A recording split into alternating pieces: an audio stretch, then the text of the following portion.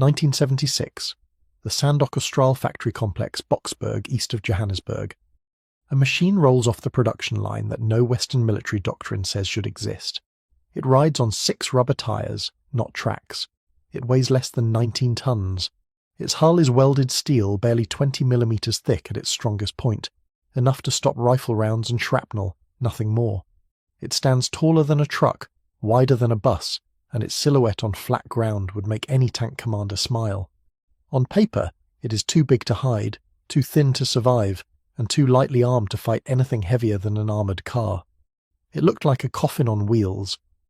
Within 12 years, vehicles exactly like this one would fight in the largest conventional battles on the African continent since the Second World War, destroy dozens of Soviet-supplied T-54 and T-55 tanks in open combat, shatter entire enemy brigades reinforced by Cuban armour, and force a strategic realignment that contributed to the independence of Namibia and the end of the Cold War in southern Africa.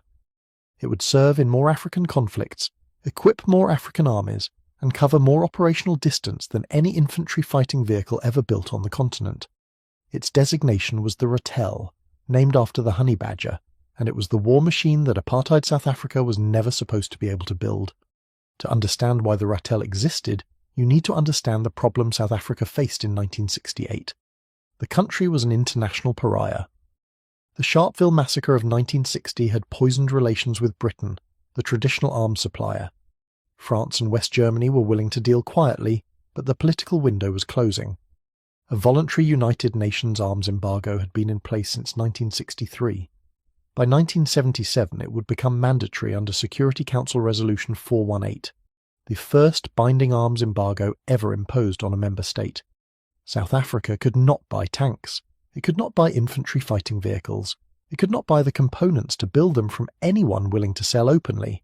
And South Africa needed them desperately. Its mandate territory of Southwest Africa, modern Namibia, shared a border with Angola.